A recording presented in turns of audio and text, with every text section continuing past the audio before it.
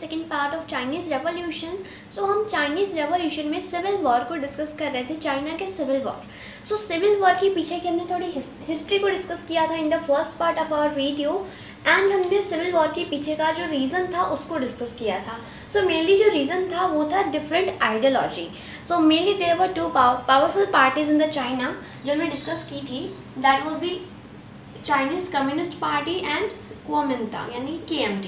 So these two powerful bodies were there in the China, and after काफ़ी सारे इसकी history जो हमने डिस्कस की थी, उसके बाद जब इन दोनों में डिफरेंट आइडियोलॉजीज होती हैं, then due to the different ideologies Chiang Kai Shek, who was the Chiang Kai Shek who continue the ideology of doctor sun yat-sen after his death. So first of all doctor sun yat-sen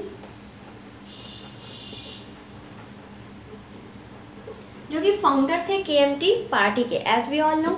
so after his death due to the cancer, so Chiang Kai Shek इनकी आइडियोलॉजी को continue करते हैं। After that जब war Lord Ira आता है China में, उसके बाद जब ये चाइना को यूनाइट कर लेते हैं, नॉर्थ चाइना को, उसके बाद जब इन दोनों पार्टीज़ के आइडियोलॉजी में डिफरेंस आता है, तो उसके बाद क्या एक्शन लिया जाता है चियांग काई के थ्रू, ये CPC के जितने भी मेंबर्स थे KMT पार्टी में, उन सबको उसमें से निकाल देते हैं। सो मेनली यहाँ पे क्या होता है, जो KMT और CPC जो पूरी मिक्स टाइप में चल रही थी, उसमें डिफरेंट आइडियोलॉजी वाले लोगों को अलग अलग सेपरेट कर दिया जाता है। सो मेनली जितने भी CPC मेंबर्स थे उन सबको यहाँ से हटा दिया जाता है। Now what happens after this, so civil war के पीछे का यही रीज़न था कि डिफरेंट आइडियोलॉजीज थी, किसकी, CPC और KMT की। सो अभी जो सिविल वॉर हुआ चाइना में, इसके मेनली दो फेजेस को इसके हम दो फेजेस को देखते हैं। सो इन दोनों फेजेस को हम इस वीडियो में कवर करेंगे, end of course this is the last part of Chinese revolution. इसमें हम पूरे चाइना की रेवोल्यूशन को कवर कर लेंगे। So let's discuss the phases of the civil war. इसके फेजेस को देखते हैं। So mainly phase 1 of the civil war. So civil war के फेज 1 में mainly as I told you कि चियांग काई शेक ने जो CPC के मेंबर्स है जितने भी KMT में, उनको वहाँ से हटा देते हैं। सो CPC जो होती है चाइनीज़ कम्युनिस्ट पार्टी, सो ये जो कम्युनिस्ट होते हैं ये रूरल एरियाज़ में यानी कि विलेज एरियाज़ में अपना जो रूल है वो स्ट्रॉन्ग कर लेते हैं। अर्बन एरिया से वो विलेज एरिया में मूव करते हैं, एंड रूरल एरियाज़ में यानी कि विलेज एरियाज़ में अपना जो रूलिंग पावर है ना उसे बहुत स्ट्रॉन्ग बना लेते हैं। बट इन 1934 एंड मेनली जो ये फेज़ 1 था ना, ये 10 ईयर्स का एक फेज़ था, 1927 से 1937 तक का। सो इसमें 1934 में सराउंडेड बाय KMT यानी कि जो CPC मेंबर्स थे चाइनीज़ कम्युनिस्ट पार्टी, सो जो कम्युनिस्ट थे ये जहाँ पे रूरल एरियाज़ में जहाँ पे इन्होंने अपना रूल स्ट्रॉन्ग कर रखा था, वहाँ पे कम्युनिस्ट पार्टी इनको अपने सराउंड कर लेती है, यानी कि वो उनको अपने फिर से उन पे अटैक करने की कोशिश करती है। देन क्या होता है, दे एस्केप फ्रॉम दैट, मतलब यहाँ से जो CPC है, जो कम्युनिस्ट है, वो यहाँ से एस्केप कर लेते हैं किस रूरल एरिया से, एंड यहाँ पे आता है the long March, a very important part of the China's history, जिसको रीज़न कहा जाता है चाइनीज़ रेवोल्यूशन के पीछे का, बिकॉज मतलब एक तरह से द लॉन्ग मार्च को ही रीज़न मानते हैं जो चाइनीज़ रेवोल्यूशन होता है।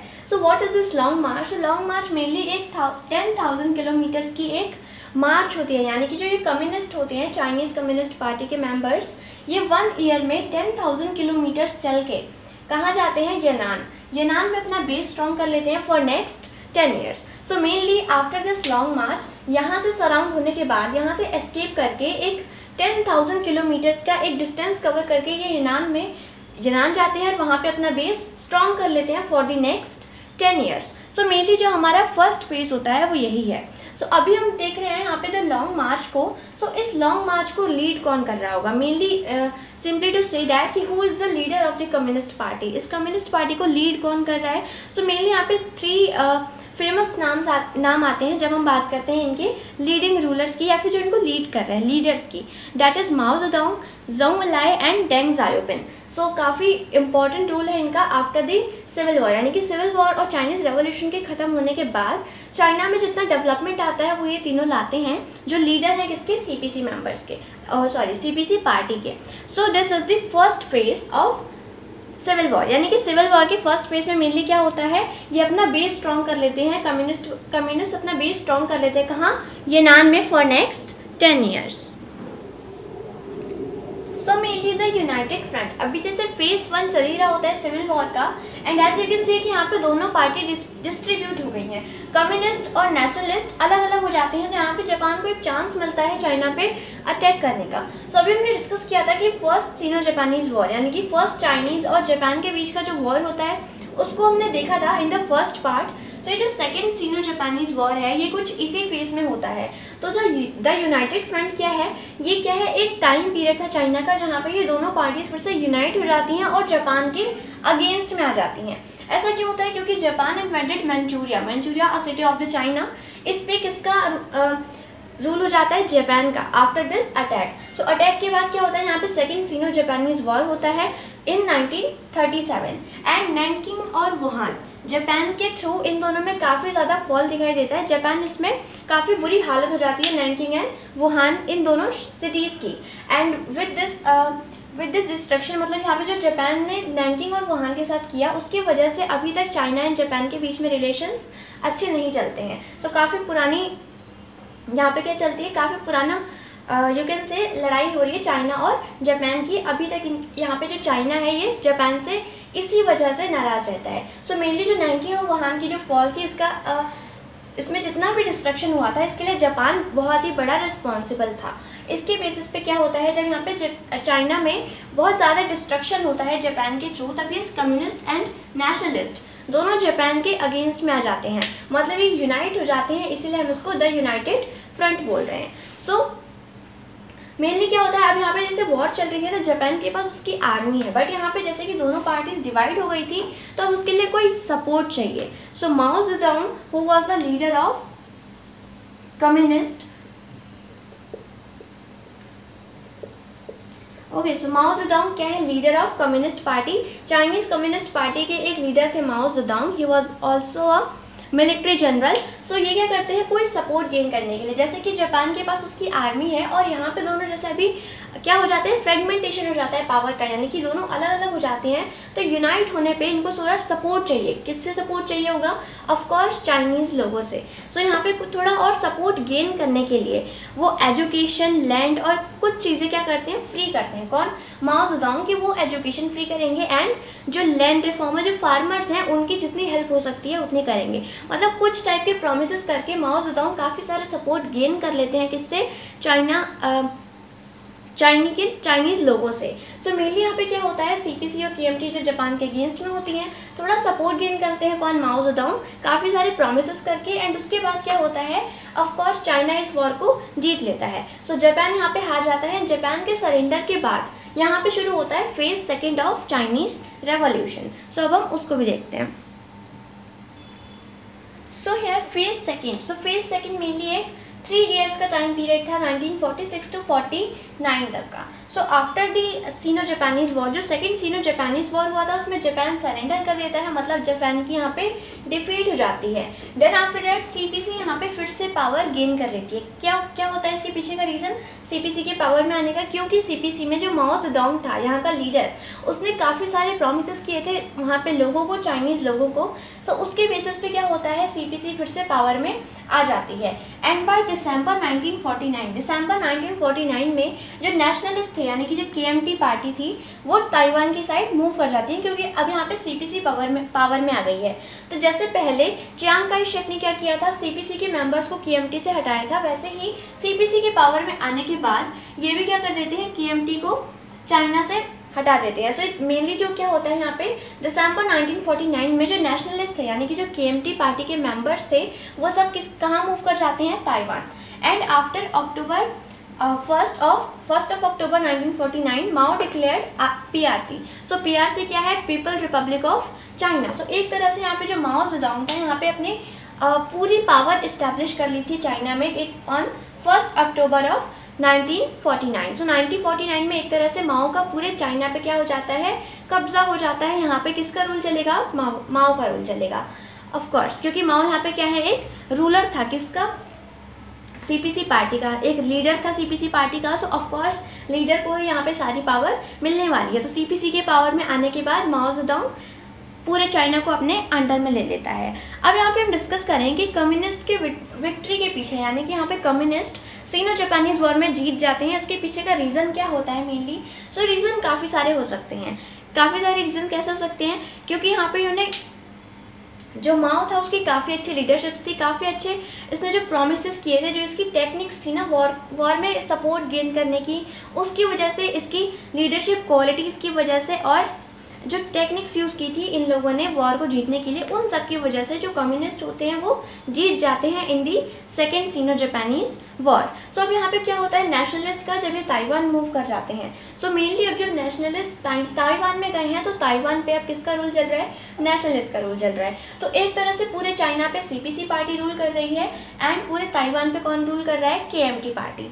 एंड आफ्टर दिस इतना सब होने के बाद जब यहाँ पे अलग अलग जगह पे अलग अलग पार्टीज़ का रूल चल रहा होता है, it's so in 1976 and in 1975 1 year का डिफरेंस है। माओ जेडोंग और चियांग काई शेक दोनों की क्या हो जाती है, यहाँ पे डेथ हो जाती है एंड यहाँ पे स्टोरी खत्म होती है। उसके बाद जो बाकी के मेंबर्स का हमने नाम डिस्कस किया था, एज आई टोल्ड यू, मैंने आपको 3 मेंबर्स के नाम बताए थे जो लीडर थे मेनली सीपीसी पार्टी के।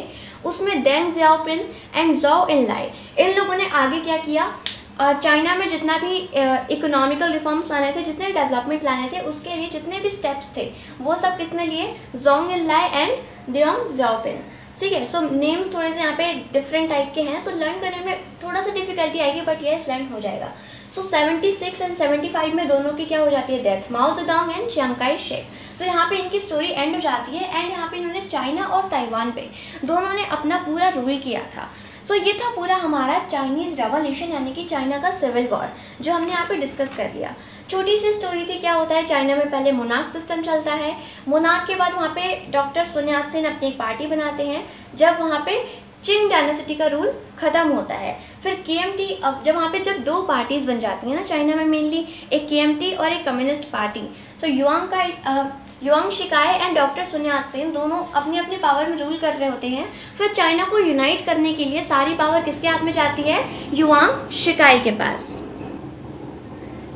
फिर युआंग शिकाई रूल करता है। अब यहाँ पे जैसे कि मोनार्क सिस्टम यहाँ पे एंड हो जाता है, लेकिन फिर युआंग शिकाई आगे चल के अपने आप को एक एम्पेरर डिक्लेयर कर देता है, यानी कि फिर से यहाँ पे एक मोनार्क सिस्टम शुरू हो जाता है। फिर आफ्टर द डेथ ऑफ युआंग शिकाई की डेथ के बाद क्या होता है, चाइना में जो डिफरेंट सिटीज़ हैं, उन सिटीज़ से जो पावरफुल पर्सनस होंगे ना, पावरफुल लोग, वो अपने आप को पावर में ले आते हैं, जिसको हमने डिस्कस किया था वॉरलॉर्ड ईरा के नाम से। यानी कि वॉरलॉर्ड्स क्या होते हैं, वो पावरफुल पर्सनस एक एक जगह से उन्होंने अपने उस एरिया को, अपने पूरे एरिया को अपने अंडर में ले लिया, तो यहाँ पे पावर का फ्रेगमेंटेशन हो जाता है चाइना में। इसके बाद क्या होता है, फ्रेगमेंटेशन को देख के डॉक्टर sun yat-sen वापस जापान से 1921 में वापस आते हैं, कहाँ, चाइना में, इसकी कंडीशन को अच्छा बनाने के लिए। एंड उसके बाद क्या होता है, यहाँ पे किसकी हेल्प ली जाती है, सोवियत यूनियन की हेल्प लेके यहाँ पे मिलिट्री में रेज लाया जाता है चाइना में by doctor sun yat-sen। And after his death in 1925 Chiang Kai Shek इनकी आइडियाज़ को आगे बढ़ाते हैं। एंड जो वॉरलॉर्ड ईरा में जो फ्रेगमेंटेशन हो गया था पावर का, उसमें नॉर्दर्न चाइना को पूरा यूनाइट करने का काम कौन करता है, Chiang Kai shake. And after that जब वो वापस आते हैं पूरे चाइना को यूनाइट करके, तब यहाँ पे 2 डिफरेंट आइडियोलॉजीज आ जाती हैं, कम्युनिस्ट एंड केएमटी। उसके बाद से हमने अभी डिस्कस किया, सिविल वॉर शुरू होता है, डिफरेंट आइडियोलॉजीज का रीज़न होता है इसके पीछे। एंड इसके 2 फेज थे। फर्स्ट फेज में मेनली जो सीपीसी पार्टी थी, उसने अपना बेस स्ट्रॉन्ग कर लिया था रूरल एरियाज में। उसके बाद उसका बेस कहाँ था, यनान में। उसके बाद जब यहाँ पे सेकेंड सिनो जापानीज वॉर होता है, दोनों यूनाइट होते हैं and as the story goes on and the last दोनों की डेथ हो जाती है 1976 एंड 75 में। किस किस की, Chiang Kai shake and Mao Zedong. So mainly अब यहाँ पे जो आगे काम हो रहा है चाइना में, वो सारा कौन मैनेज करता है, जो बाकी के 2 लीडर्स के मैंने आपको नाम बताया था, Dong Jingping and that is ज़ोंग Enlai and Deng Xiaoping. So ये दोनों आगे फिर इनके आइडियाज़ को आगे बढ़ाते हैं और चाइना के काफ़ी सारे रिफॉर्म्स लाते हैं। और आज के चाइना में हमारा, आप देख सकते हो चाइना आज के टाइम पे, और इसके पीछे की जितनी हिस्ट्री थी हमने पढ़ ली। चाइनीज़ रेवोल्यूशन पूरा यही था, सिविल वॉर हमने डिस्कस कर लिया चाइना का। And hence this topic is completed in this video. So mainly हमें यहाँ पे 4 रेवोल्यूशन डिस्कस कर लिए हैं, French revolution, American revolution, glorious revolution और चाइनीज़ रेवोल्यूशन को. So for more videos just like that you have to subscribe my channel and don't forget to press the bell icon to get my video notifications. So thanks for watching. Stay connected, stay tuned. Thank you.